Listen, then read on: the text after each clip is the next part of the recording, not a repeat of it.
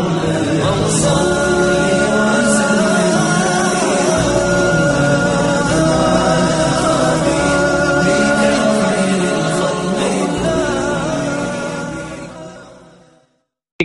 আলাইকুম রহমতুল্লাহি ওয়া বারাকাতুহু। জাফর ভাই দুবাই থেকে প্রশ্ন করেছেন যে রোজা রেখে যদি মাথায় ঠান্ডা পানি দেওয়া হয় তাহলে এর দ্বারা কোনো রোজার ক্ষতি হবে কিনা। আল জবাব বিল্লাহি তৌফিক, না, ক্ষতি হবে না, রোজা মাকরুহ হবে না।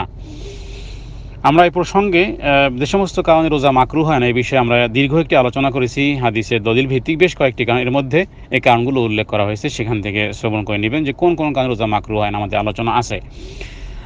এই প্রসঙ্গে আপনাকে বলতে পারি যে রোজাদার যদি গরমের প্রখরতার কারণে কাপড় পানিতে ভিজিয়ে শরীরে মাখে অথবা মাথায় তেল দেয় অথবা কিছুটা ব্যথা উপশম হওয়ার জন্য বা রোজার তীব্রতা পানির তৃষ্ণা কিছুটা দূর করার জন্য তিনি পানিতে নিজের শরীরে ভিজিয়ে রাখেন, মাথায় বরফ, হাতে পায়ে বরফ, এক কথায় এই জাতীয় কোনো উপকরণ করার দ্বারা রোজার কোনো ক্ষতি হবে না।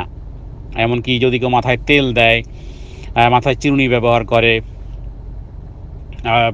এমনকি যদি কেউ নাকে ঔষধ ব্যবহার করে, তবে শর্ত হলো যে গলায় যেন না পৌঁছে। এমনকি রোজাদার নিজেদের থুথু গিলতে পারবে, রোজাদারদের কাপড় ভিজিয়েও তিনি শরীরে মাখতে পারবেন। এবং আব্দুল্লাহ ইবনে ওমর রাদিয়াল্লাহু তাআলা আনহু তিনি সাহাবী এই কাজ করতেন, রোজা অবস্থায় কাপড় ভিজিয়ে শরীরে রাখতেন।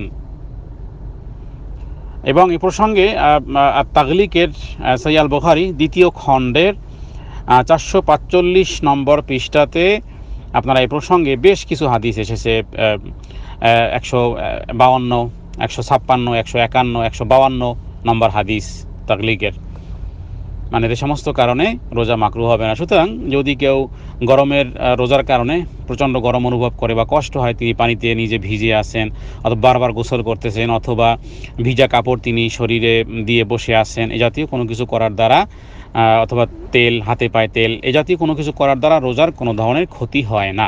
আশা করি বুঝতে পেরেছেন। রাসূলুল্লাহ সাল্লাল্লাহু আলাইহি ওয়াসাল্লাম গরমের তীব্রতার কারণে কেউ যদি রোজাদার মাথায় পানি দেয়, এর দ্বারা রোজা মাকরুহ হবে না। আবু দাউদে এ প্রসঙ্গে হাদিস এসেছে, একটু আগে বললাম ইবনে ওমর থেকে। অনুরূপভাবে আবু বকর ইবনে আব্দুর রহমান, তিনিও নবীদের সাহাবীদের একজন ছিলেন। তিনি বলেছেন, আমি নবীজিকেই দেখেছি। ইমাম আবু দাউদ বলেছেন, আমি নবীজিকে দেখেছি তিনি রোজা অবস্থায় গরমের প্রখরতার কারণে মাথায় পানি ঢালতেছেন। সুবহানাল্লাহি ওয়া বিহামদিহি।